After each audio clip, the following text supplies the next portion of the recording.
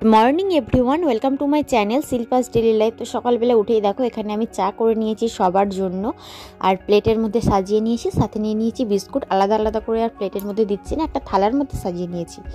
তো চলো এবার সবাই মিলে চাটা খেয়ে নিই। আর এই যে বাপির জন্য আলাদা করে চা, চিনি ছাড়া।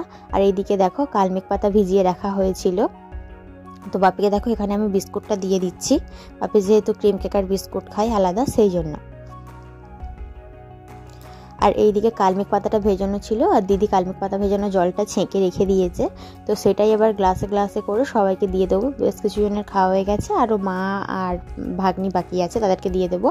তারপরে দেখো চলে এসেছি রান্নাঘরে। এখানে সমস্ত রকম সবজিগুলো কেটে নিয়েছি, বাঁধাকপি, গাজর, ক্যাপসিকাম, বিট, আলু সব কেটে নিয়েছি। এগুলো দিয়ে হচ্ছে আজকে চাউমিন বানাবো সকালবেলা টিফিনের জন্য, সেই জন্য।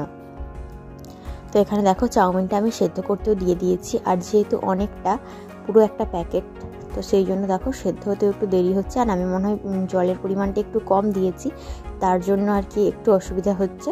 তো ভাবলাম এখন আবার ঠান্ডা জল পাইল করবো, তার থেকে থাক এই জলটাতেই দেখা যাক হয় কি না। তো তারপরে দেখো সবজিগুলো এক এক করে নেড়ে নিয়েছিলাম আমি, তারপরে চাউমিনটা সেদ্ধ করে রেখে জল ঝরতে দিয়ে দিয়েছিলাম।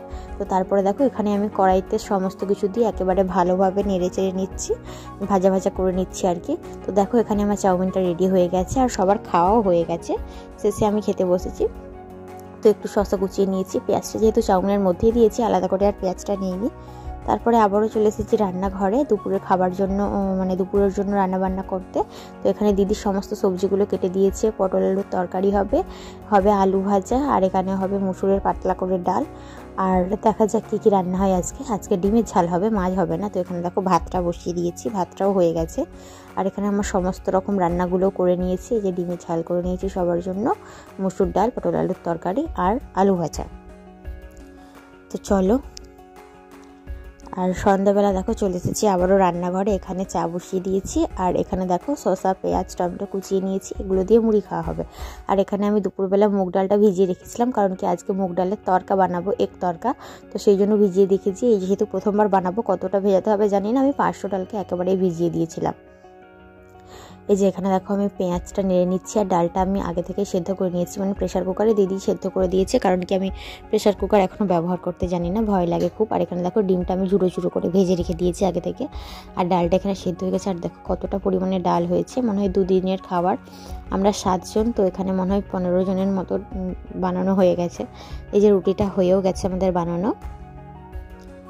তো রুটি হয়েছে, দিদি আরে যেহেতু সবাই রুটি খায় সেই জন্য। আর এদিকে দেখো হয়ে গেছে আমার এক তরকা রেডি। তো চলো আজকের মতো ভিডিওটা এখানেই শেষ করছি। ভিডিওটি তোমাদের কেমন লাগলো অবশ্যই কমেন্ট করে জানিও। যদি ভালো লেগে থাকে লাইক করো, কমেন্ট করো, আর চ্যানেলটিকে সাবস্ক্রাইব করে আমার পাশে থেকো।